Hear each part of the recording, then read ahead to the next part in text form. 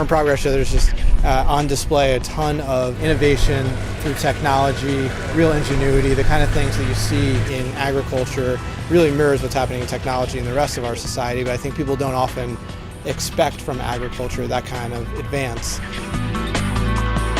Well, we think that we are on the edge of some powerful innovation as it relates to crop production in the next few years. At the farm level, we have targeted a 40% increase in both corn and soybean yields over the next 10 years, and that's using the tools of biotechnology to allow our crops to better protect themselves from insect damage, as well as herbicide resistance that allows us to use very environmentally benign sorts of herbicides.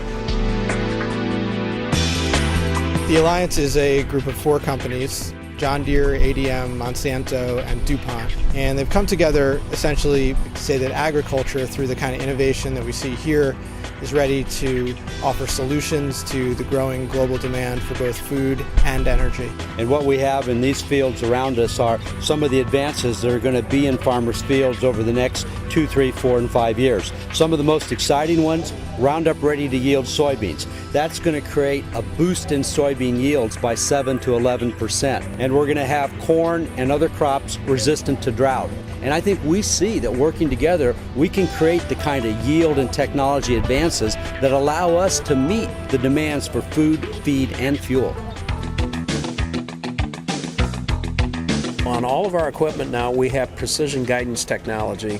And that, regardless of the machine that you own, if you put that technology on your tractor, your combine, your self-propelled sprayer, it makes you more efficient in everything that you do. It reduces passes through the field, and thereby it saves fuel. One of the things that we see as a benefit to RTK technology, that is where you have sub-inch accuracy, is to be able to put down a band of fertilizer, work the ground, and then to be able to plant your crop right over that band.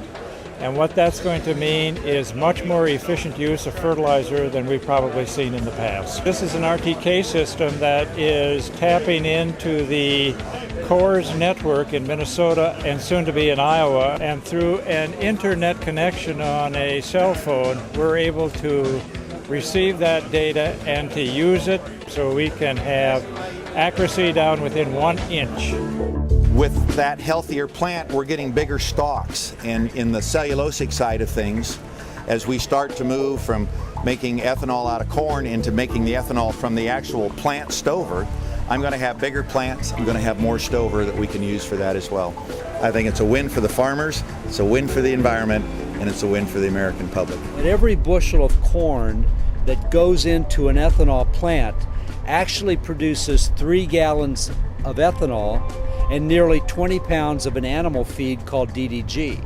So what's actually happening as we're starting to develop the infrastructure to produce ethanol in this country, we're also developing the infrastructure to produce DDG feeds. And in fact, as we increase the amount of corn going into ethanol, we're increasing feed production from the DDG feeds. Most of the plants that are being built now are dry plants. So what we're seeing in the last 10 years is a larger number of or tons of the DDGs or the wet distillers grains coming out onto the market. If you took the kind of modern farming practices that we have in the United States because of the innovation that we see here, and you shared that with other parts of the world where they're 100 years behind us right now in terms of their farming, the kind of productivity increases you'd see would be amazing. In Africa, for example, you get about a 450% increase in corn yield.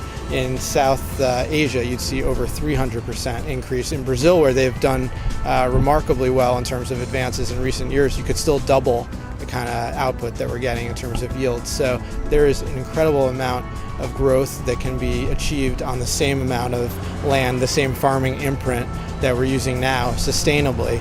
And what we need to do is accelerate the pace of that growth in other parts of the world and continue to innovate here in the United States.